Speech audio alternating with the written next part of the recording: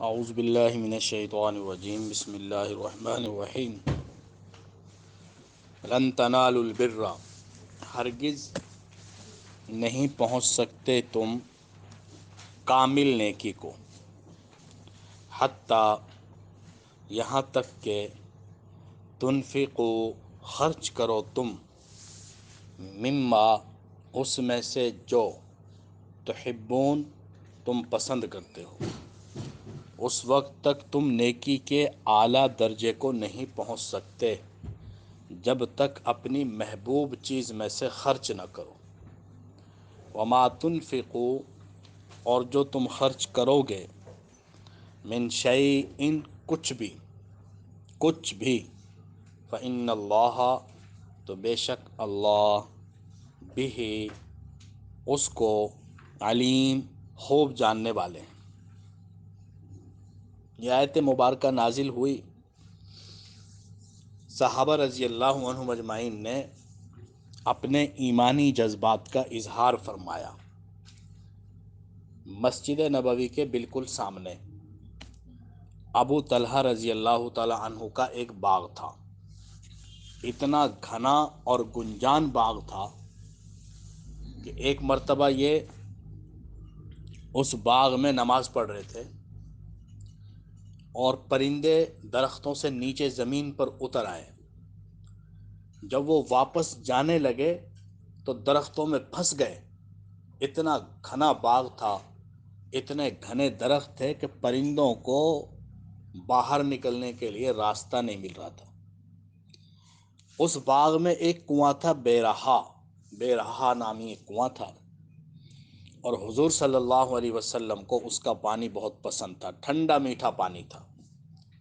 بسا اوقات حضور علیہ السلام اس باغ میں تشریف لے جایا کرتے تھے، کنویں کے کنارے پر بیٹھ کر لطف اندوز ہوا کرتے تھے اور اس کنویں کا پانی نوش فرمایا کرتے تھے۔ جب یہ آیت مبارکہ نازل ہوئی تو انہوں نے عرض کیا کہ اللہ کے نبی، مجھے اپنے اموال میں سب سے محبوب مال یہ باغ ہے۔ جتنی چیزیں میری ملکیت میں ہیں، میرے نزدیک سب سے زیادہ پسندیدہ میرا یہ باغ ہے، میں یہ اللہ کے راستے میں صدقہ کرتا ہوں۔ حضور صلی اللہ علیہ وسلم نے ان کا یہ باغ ان کے عزیز و اقارب میں تقسیم فرما دیا۔ حضرت عمر فاروق رضی اللہ تعالیٰ عنہ، ان کے پاس ایک باندی تھی، ایک لونڈی، ان کو اپنے مال میں سب سے زیادہ محبوب وہی تھی۔ انہوں نے وہ اللہ کے راستے میں آزاد کر دی، اللہ کی رضا کے لیے۔ حضرت عبداللہ بن عمر رضی اللہ تعالیٰ عنہ کی ایک لونڈی تھی، حضرت عبداللہ بن عمر اس سے بہت محبت کرتے تھے، بڑی محبوب تھی ان کو، اپنے پورے اموال میں سب سے زیادہ محبوب وہ لونڈی تھی۔ اس آیت کے نازل ہونے کے بعد انہوں نے وہ اللہ کے راستے میں آزاد کر دی۔ باقی صحابہ نے بھی اپنے اپنے ایمانی جذبات کا اظہار فرمایا۔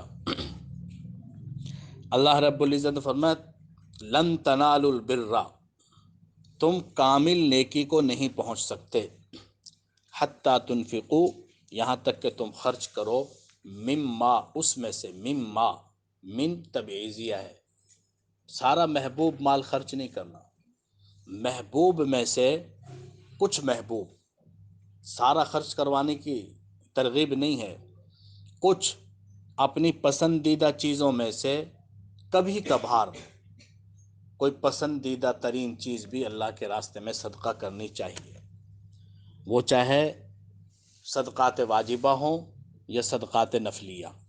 صحابہ رضی اللہ عنہ اجمعین نے جو صدقات کیے اس آیت کے نازل ہونے کے بعد، وہ سب نفلی صدقات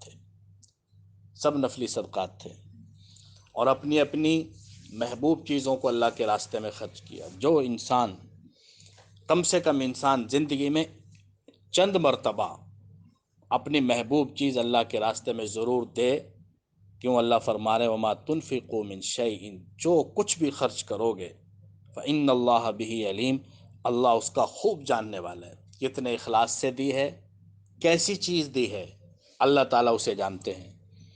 پچھلی آیت میں یہ بتایا گیا تھا کہ قیامت کے دن آدمی اللہ کے سامنے سب کچھ دینا چاہے گا، زمین بھر کر سونا بھی فدیے میں دینے کی اجازت دی جائے تو اور اس کے پاس ہو تو وہ سارا کا سارا دینے کو تیار ہو جائے، لیکن اس دن قبول نہیں کیا جائے گا۔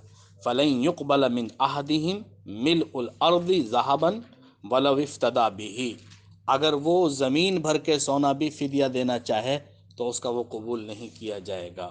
آج ہے موقع، اللہ تعالیٰ فرما رہے ہیں کہ اب خرچ کرو دنیا کے اندر، اب تمہارے پاس موقع ہے کہ جو کچھ اللہ کے راستے میں خرچ کرو گے اللہ تعالیٰ اس کا جاننے والا ہے، اور تمہاری نیتوں کے مطابق اور تمہارے مال کے مطابق اور تم نے جس جذبے کے ساتھ اس کو خرچ کیا ہے اس کے مطابق اجر عطا فرمائے۔ Allah Allah Allah